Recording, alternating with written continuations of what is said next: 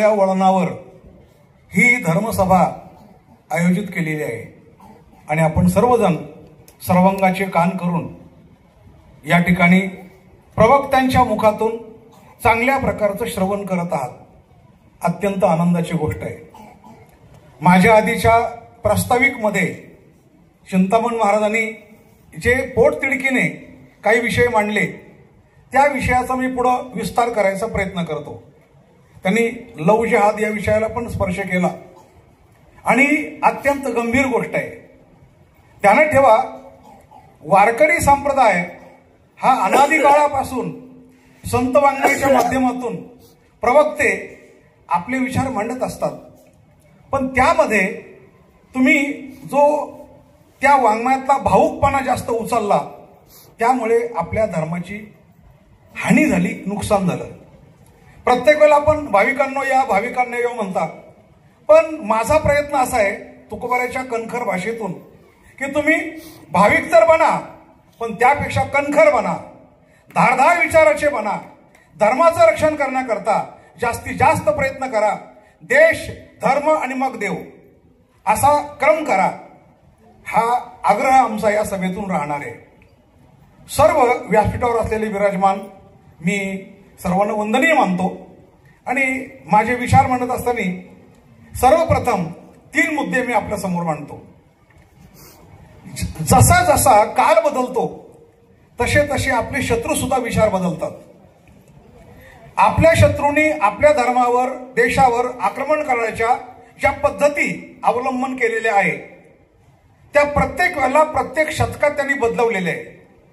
कधीतरी शस्त्रास्त्रांची आक्रमण झाली, कधी वैचारिक आक्रमण झाली, कधी अनेक प्रकारची संक्रमण झाली. प्रत्येक वेळेला आपल्या देशातला अनेक दुर्बल विषयाचा अभ्यास करून त्या त्या दुर्बलतेवर घात करायचा आपल्या शत्रूंनी प्रयत्न केला. पण आता मात्र या 11 वर्षामध्ये आणखीन वेगळा प्रयत्न दिसतोय आणि त्यापासून आपण सावध झालो पाहिजे ते सूचित करण्याकरता मी आपल्या समोर उभा आहे. बघा, आपल्या देशाचं राजकारण जेव्हापासून बदललं 11 वर्षात, परमादरणीय नरेंद्र मोदीजी ज्यावेळेला पंतप्रधान झाले त्यांनी आल्यानंतर आपल्या शत्रूंचे बरेच मार्ग बंद केलेले. सीमेवर जे आपण रोज ऐकत होतो ते आता आपण ऐकत नाही. ती घुसखोरी बंद झाली, कारण त्यांना माहिती या घुसखोरीमध्ये आता काही मजा राहिली नाही. आज शिरला की मारला, आज शिरला की मारला, ते आता जवळजवळ बंद झाले. नोटा छापणाऱ्यांनी आपल्या देशाचं अर्थशास्त्र बिघडवण्याकरता पाकिस्तानमध्ये घराघरात मशिनी तयार केल्या होत्या, नोटा छापत होत्या. पण ज्या दिवशी भारतामध्ये आणि नोटबंदी झाली तेव्हापासून पाकिस्तान पण भिकारी झालं. त्यामुळे नरेंद्र मोदींनी बरेच मार्ग भारताला पोखरकर करण्याचे बंद केलेले. पण म्हणून काय आपण निर्धास्त झालो, निश्चिंत झालो असा त्याचा अर्थ नाहीये. आता आपल्या शत्रूंनी आपल्या देशामध्ये देशाला कंगाल करण्याकरता जे वेगळे वेगळे मार्ग आखलेले त्यापैकी मी तुम्हाला 3 मुद्दे सांगणार आहे. त्यामध्ये लहान मुलांसाठी एक वेगळा विषारी रसायन प्रयोग आहे, मुलींसाठी एक वेगळा प्रयोग आहे. मुली म्हणजे ज्या कुमारिका अजून लग्न झालं नाही, दुर्दैव आहे पूर्वीसारखे आपल्या वेळेत लग्न होत नाही मुलींचे, हा एक भाग आहे. आणि त्यानंतर तिसरा विषारी प्रयोग विवाहित स्त्रियांकरता आहे. आता 3 मार्गांपैकी मुलांकरता जर विचार केला तर मोबाईल गेम, मुलं तो मोबाईल पाहतात, गेम पाहतात आणि त्याचा परिणाम असा होतो मुलाचा मेंदू जो ज्या काळामध्ये विकसित व्हायला पाहिजे, अभ्यास व्हायला पाहिजे, तो न होता मुलं चिडखोर बनतात, त्याच्या मेंदूवर परिणाम होतो, ते रागीट बनतात आणि त्याचा परिणाम ते एकमेकाला मारतात. आता 1 महिन्यापूर्वीची घटना आहे, एका 9 वर्षाच्या मुलाने आपल्या लहान बहिणीच्या डोक्यात दगड घातला आणि मारून टाकलं, काहीच कारण नव्हतं. तो गेम पाहण्याचा परिणाम, चिडखोर बनतात आणि तो हेतू पुरस्कार कट आहे. म्हणून आजच्या सभेतून तुम्ही जर एवढं जर आपल्या मनात पक्क ठरवलं की लहान मुलांच्या हातात मोबाईल द्यायचा नाही, 13 वर्षानंतर त्याला मोबाईल द्यायचा, तर आपण एक घटक जिंकलो असं मला वाटेल. तसं मला वाटत नाही. आता तुम्ही इतकं झटपट निर्णय घ्या म्हणून हे टाळ्या वाजवणं सोपं आहे, पण मुलांना नादी लावण्याकरता मोबाईल देतात महिला वगैरे, हे अवघड आहे. पण जमलं तर करा, हा पहिला विचार झाला. आता दुसरा मुद्दा असा आहे, मुलींकरता ज्या विवाहित नाही अजून लग्न व्हायचे आणि पूर्वीसारखे लग्न काय आता होत नाही, जसं तुकोबाराय म्हणतात अष्टवर्षा कन्यादान म्हटले किंवा सालंकृत कन्यादान पृथ्वीदानाचे समान, परी हे न कळेची मूढा. 350 वर्षापूर्वी तुकोबाराय म्हणतात मूर्खांना हे कळत नाही. सालंकृत कन्यादान पृथ्वीदानाचे समान, पण आपण तसं करत नाही. मग मुलगी शिकते, वाढते, 25 वर्ष 30 वर्ष अशा वयात जाते. आणि या वयामध्ये आपले शत्रू आपल्या मुलींना टार्गेट करतात. कॉलेजमध्ये किंवा त्या सर्व्हिस करत असताना वेगळे वेगळे प्रकार आपण जे आज पाहतोय.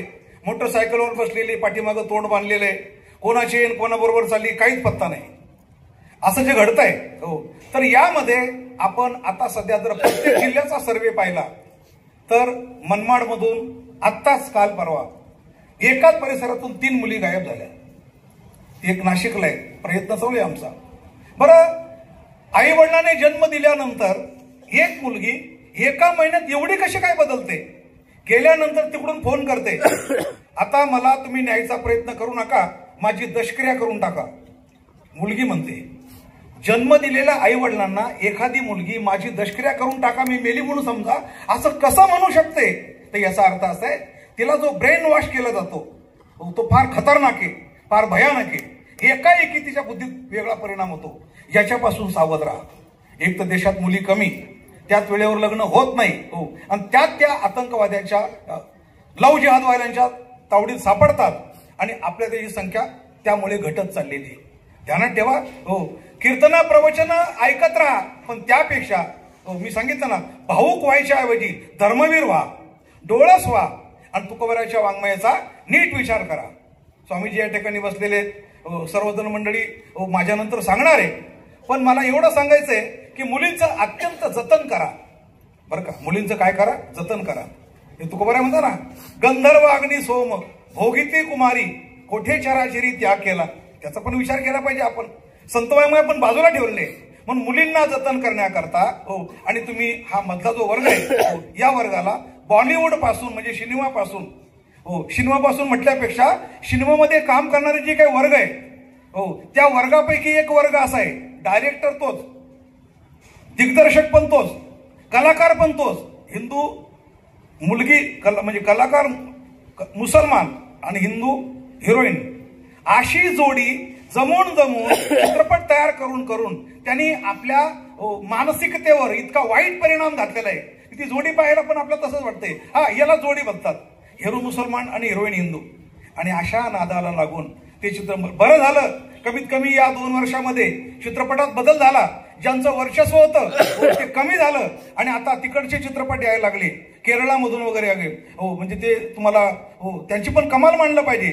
ज्यांनी धार्मिक आधारावर पौराणिक आधारावर काढलेले बाहुबली अलग लक्षामध्ये, केरला स्टोरी, त्याचबरोबर आणखीन काश्मीर स्टोरी हे काढल्यानंतर.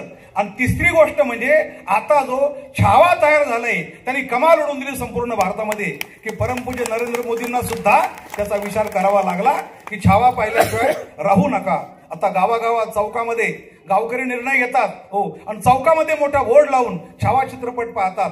पण पाहून झाल्यानंतर प्रत्येक मनुष्य जर कॅमेरा फिरवला त्यांच्या चेहऱ्यावर प्रत्येक मनुष्य रडत रडत परत जातो, रडत रडत. मला हेच विचारायचं होतं, काय संभाजीराजांचा गुन्हा होता? महाराष्ट्रात मराठी होते, ते भोसले होते, महाराष्ट्राचंच राज्य करत होते. ते काही अफगाणिस्तानला गेले नव्हते औरंगजेबचं राज्य घ्यायला किंवा बाबरचं राज्य घ्यायला.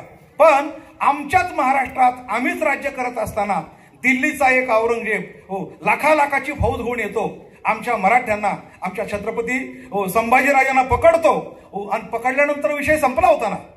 राज्य तर तू घेतलंच होतं, पण केवळ धर्मांतरासाठी त्यांचे डोळे फोडले, कातडी काढली, नख काढली आणि अशा पद्धतीने त्यांना त्यांची क्रूर हत्या केली. आणि तिसरी गोष्ट म्हणजे आम्हाला इतिहासकारांनी बरं का, लेखकांनी जवळजवळ 300 वर्ष अंधारात ठेवलं, भ्रमात ठेवलं. काय सांगायचं, मला लहानपणची गोष्ट, मी लहानपणी नाटक पाहिले. लोक म्हणायचे, अरे कशाला दारू पितो? त्या संभाजीराजाचं काय झालं माहितीये का? आणि त्या कलुषाने मैत्री करा, त्या कलुषाने काय केलं? सगळं खोटं होतं. मला सांगा, संभाजीराजे मद्यपी होते असं कुणालाही पटायचं नाही.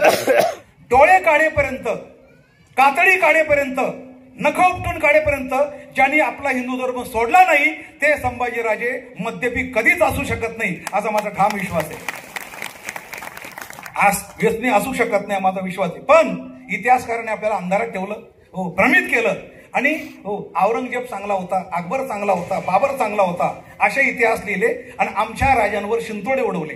हो, स्वतः महात्मा गांधी म्हणतात, काय म्हणतायत, हो, की मार्ग चुकलेली माणसं शिवाजी महाराज, महाराणा प्रताप आणि गुरु गोविंद सिंग हे कोण?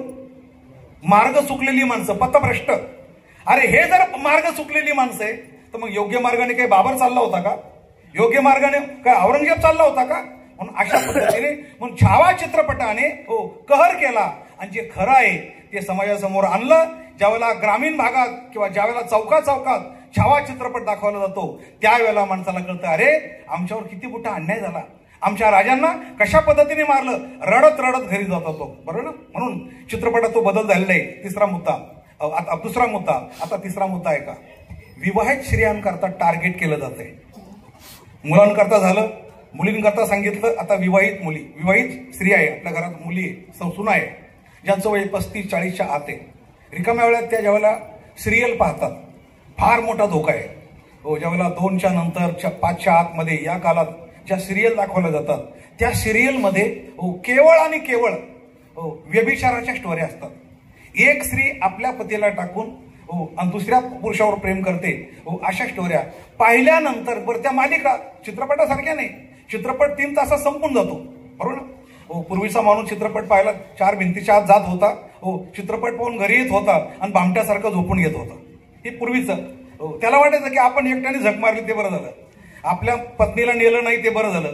पण आता तो चित्रपटच घरात आला. सिनेमा 3 तासात संपतो पण सिरियल 3 वर्ष पण संपत नाही, ती चालूच राहते. रोज थोडं थोडं, रोज थोडं थोडं, 15 मिनिट 20 मिनिट. याला म्हणायचं स्लो पॉइजन.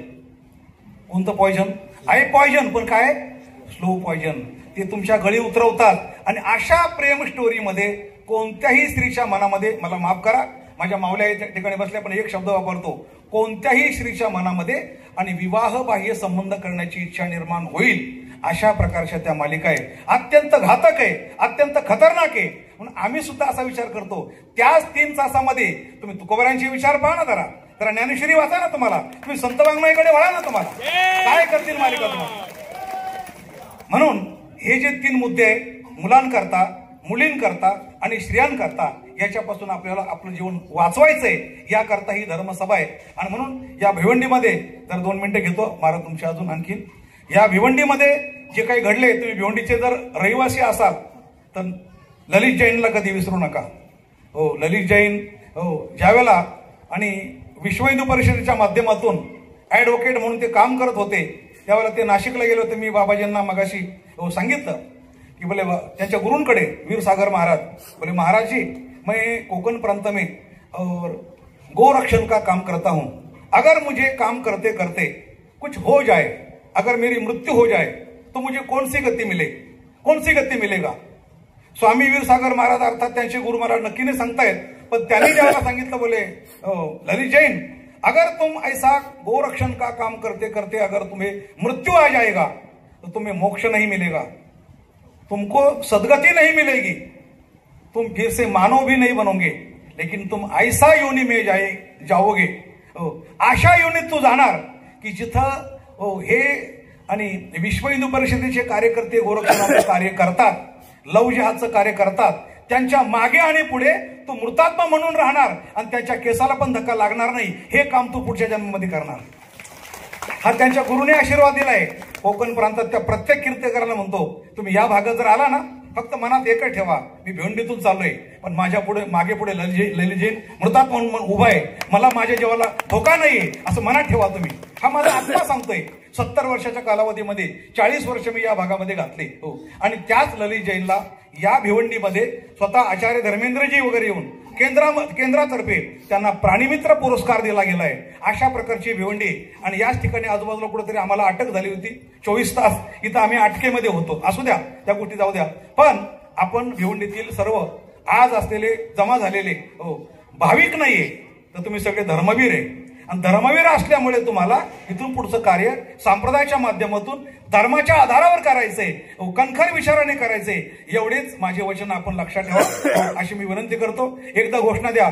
छत्रपती संभाजी महाराज की, छत्रपती शिवाजी महाराज की.